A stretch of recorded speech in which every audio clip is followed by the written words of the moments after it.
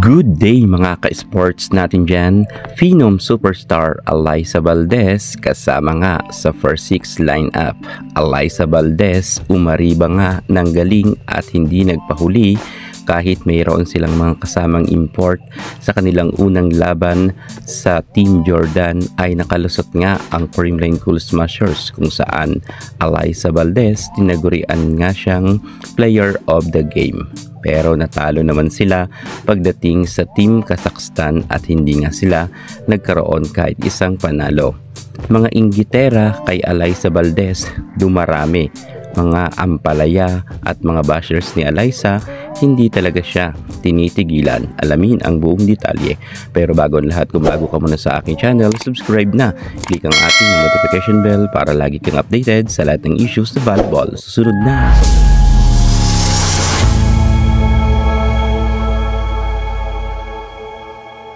Phenom Alyssa Valdez nasa kondisyon na. Mukhang maganda naman ang kanyang pinapakita ngang performance pagdating sa kanilang laban sa AVC Champions League kung saan nga player of the game nga siya sa kanilang unang game.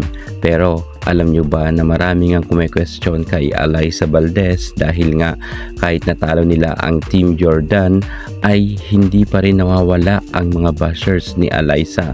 Marami nga nagsasabi na bakit si Alyssa raw ang naging player of the game.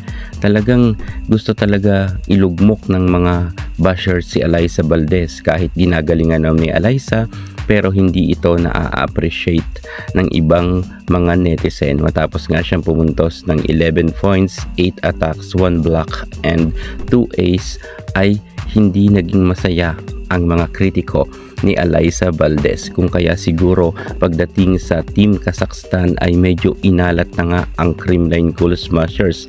Grabe rin naman talaga kasi itong mga bashers na to, walang magawa nga sa buhay kundi ay mapanglait na lang sa ating nag-iisang Alyssa Valdez. Meron pang nagsasabi na bakit raw si Alyssa ang inilalagay sa first six lineup, pwede naman daw ibang players, mahina na daw si Alyssa.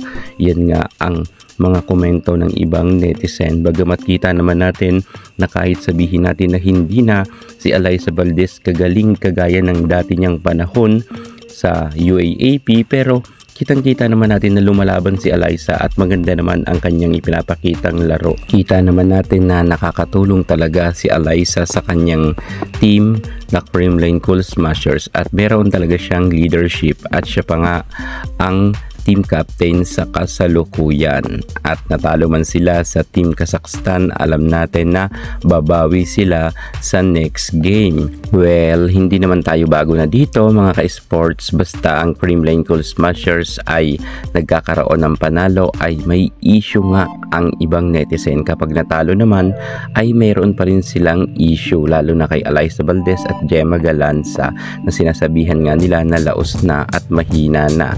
Gayunpaman, alam natin na mayroon na silang one loss, pero alam natin na hindi rin sila papakabog sa next game. Abangan na lang natin muli ang pagkapanalo ng Creamline Cool Smashers. Meron pa nga silang isang laban pagdating nga sa full A at alam natin na makakalusot ang Creamline.